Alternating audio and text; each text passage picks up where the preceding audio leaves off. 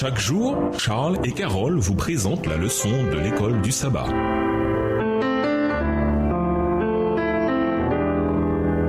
Bienvenue dans votre émission. Dieu nous parle. Nous voilà à la leçon de lundi, la bénédiction du travail dans l'idéal. À moins d'être rentier ou à l'abri du besoin ou encore de bénéficier d'un fonds fiduciaire que maman et ou papa ont monté pour vous afin que vous n'ayez jamais à travailler un seul jour de votre vie, si vous avez lu les histoires de ces enfants, vous avez constaté que l'argent qui était censé être une bénédiction finit souvent en tragédie à l'âge adulte. Vous devrez tôt ou tard travailler pour gagner votre vie. L'idéal étant, bien entendu, de trouver une passion qui pourra vous assurer un bon revenu, de vous former là-dedans, de trouver un emploi et de travailler pendant vos années de vie active. C'est l'idée. Mais bien sûr, cela ne se passe pas toujours comme ça. Lisons Genèse 2, verset 15, également Ecclésiaste 9, verset 10 et 2 Thessaloniciens 3, les versets 8 à 10. Quelle est la signification du fait que, dès avant l'irruption du péché, Adam, et Ève aussi certainement, s'étaient vus confier un travail à faire? Cela peut-il expliquer pourquoi, comme nous l'avons dit plus haut, ceux qui n'ont jamais eu besoin de travailler considèrent leur situation comme une malédiction? Genèse 2, le verset 15, l'Éternel Dieu prit l'homme et le plaça dans le jardin d'Éden pour le cultiver et pour le garder. Ecclésiaste 9, verset 10. Tout ce que ta main trouve à faire avec ta force, fais-le, car il n'y a ni œuvre, ni pensée, ni science, ni sagesse dans le séjour des morts où tu vas.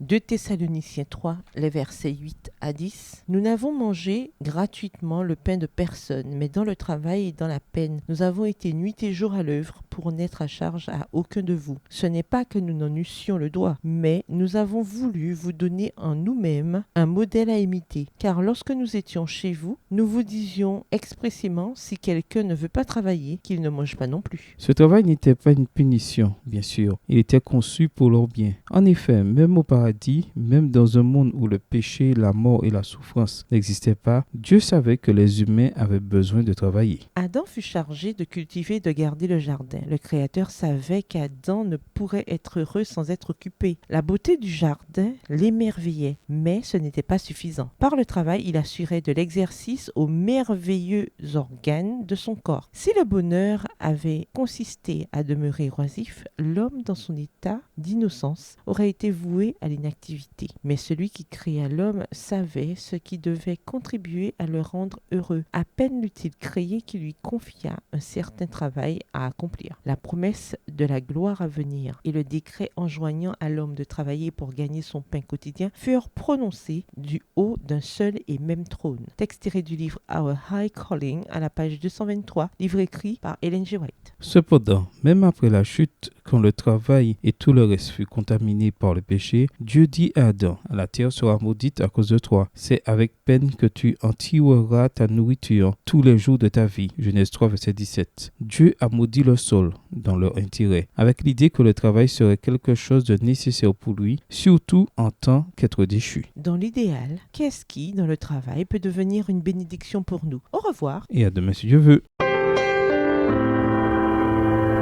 Dieu nous parle. Chaque jour, Charles et Carole vous présentent la leçon de l'école du sabbat.